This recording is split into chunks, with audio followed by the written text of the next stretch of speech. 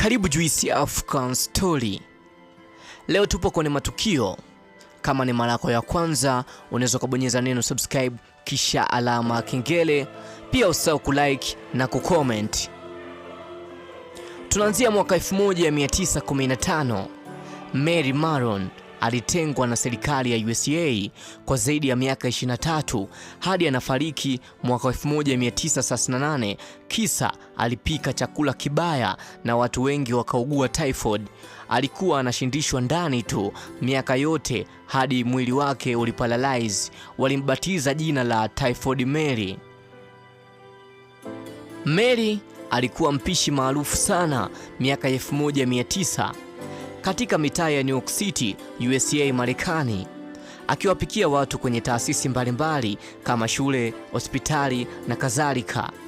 Mwaka 1906 alipika chakula kilichowazuru walaji 53 huku watatu wakipoteza maisha kwa typhoid. Toka hapo akabatizwa jina la Typhoid Mary.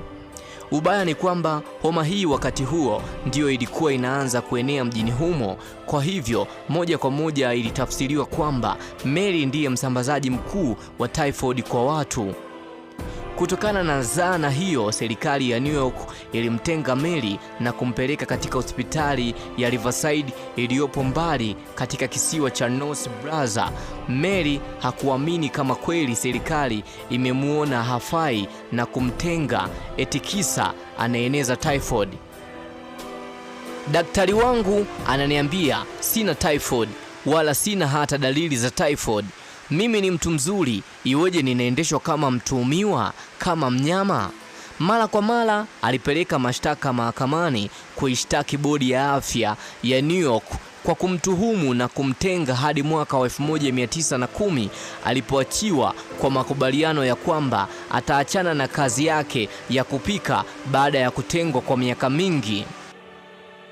Mary akatafuta kazi kiwandani, lakini huko malipo yalikuwa madogo. Baadaye akaamua kubadilisha jina na kujiita Mary Brown na akaendelea kupika chakula kama kawaida. Na sasa alikuwa mpishi katika hospitali ya wanawake ya Sloan, New York. Mwaka 1915 madaktari na manesi wa hospitali hiyo, jumla yao 22, waliugua typhoid. Watatu walifariki. Mpishi alikamatwa na kuwekwa karantini bila kujua ndiyo yule Mary Maron aliyewekwa karantini mwanzo kwa miaka 4. Alipogundulika kuwa ni yeye, alitengwa akawa chini ya ulinzi mkali kwa zaidi ya miaka 23 hadi anafariki Novemba 11 mwaka 1938 akiwa na miaka 69. Ilikuwa hakuna hata kutoka nje, hali iliyopelekea hata mwili wake kuparalyze. Tukio lingine ni la mwaka 1983. Wasichana walikamatwa huko Florida, USA, kisa kuonyesha nyeti zao kwa askari wakitaka kutoa rushwa ya ngono.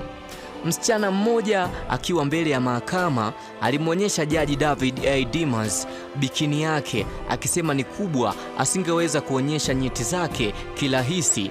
Kesi ilifutwa. Tukio lingine pichani ni mlinda mlango Sam Bartram wa timu ya soka ya Charlton ya Uingereza. Mwaka 1937 kulipigwa mechi ya kirafiki dhidi ya Chelsea.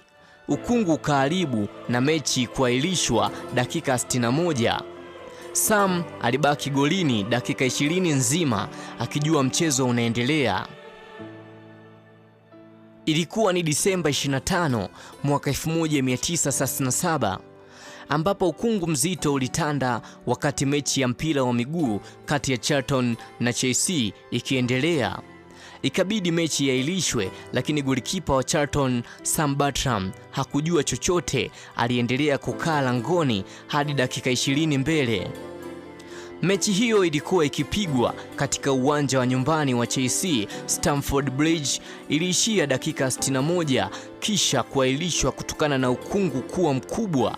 Lakini mlinda mlango huyo hakujua chochote kilichokuwa kinaendelea hadi dakika 20 mbele walinzi walipofika kumchukua. Kwa sasa Charlton inashiriki ligi daraja la kwanza Uingereza, huku huku Sam yeye alifariki Julai 17 mwaka 1981 akiwa na umri wa miaka 67. Ukifika katika uwanja wa nyumbani wa klabu hii wa The Valley utakutana na sanamu kubwa ya heshima ya Sam. Moja ya utabiri aliouacha Baba Vanga, raia wa Bulgaria, mtabiri maarufu kutokea, alisema kuwa kuanzia mwaka 2023 itakuwa ni kawaida tu kwa mwanamke kwenda maabara kupandikizwa mtoto na baadaye kuzaa. Alifariki mwaka 1996 akiacha tabiri zaidi ya 100. Nyingizo zinatimia. Baba Vanga ni nani? Baba Vanga alikuwa mwanamke kipofu ambaye aliacha ubashiri kwa kila mwaka hadi mwaka wa 1579. Alizaliwa Vangelia Pandeva Dimitrova, Bulgaria. Alipokuwa na umri wa miaka 12, Zoruba ilimpiga na kumfanya apotee katika machafuko hayo na kupoteza uwezo wake wa kuona. Alipatikana siku chache baadaye akiwa kipofu. Baba Vanga alidai kuwa alipata maono yake ya kwanza katika siku alizopotea na kimbunga hicho, na baadaye alisema uwezo wake wa kuona umebadilishwa. Badala ya kuona kawaida, yeye anaweza kuona siku zijazo. Alifariki mwaka wa 1996 akiwa na umri wa miaka 85. Baadhi ya utabiri wake uliotimia. Mwaka wa 1989, Vanga alisema Waamerika wataanguka baada ya kushambuliwa na ndege wa chuma na damu isiyo na hatia itabubujika. Wengi wameona huu ni utabiri wa mashambulizi ya kigaidi ya Septemba 11 huko New York mwaka wa 2001, wakati ndege mbili zilianguka kwenye jengo la Twin Towers. Mwaka wa 1980, Baba Vanga alisema kuwa jiji la Urusi la Kursk litafunikwa na maji na ulimwengu wote utalilia. Agosti 12 mwaka 2000, manuari ya Kursk, chombo cha kijeshi cha majini, kilizama na wanajeshi 118 walikufa. Mwaka wa 2008, Barack Obama alichaguliwa kuwa rais wa USA, jambo ambalo Baba Vanga pia alitabiri. Alisema kuwa rais wa 44 wa Marekani atakuwa mweusi, japo pia alisema angekuwa rais wa mwisho wa nchi.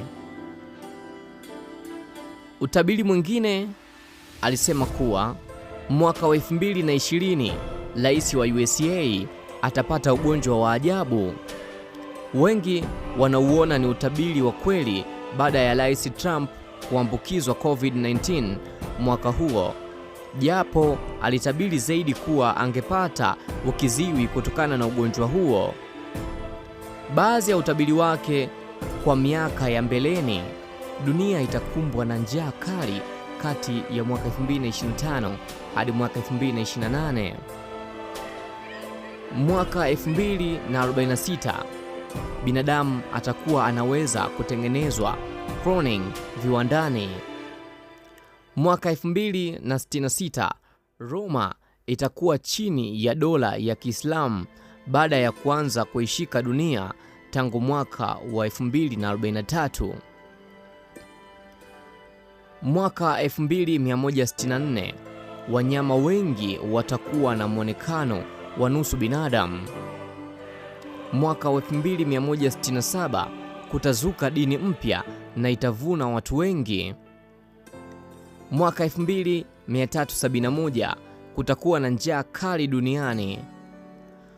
Mwaka wa 3005 kutakuwa na vita kubwa katika sayari ya Mars baada ya watu wengi kuhamia huko.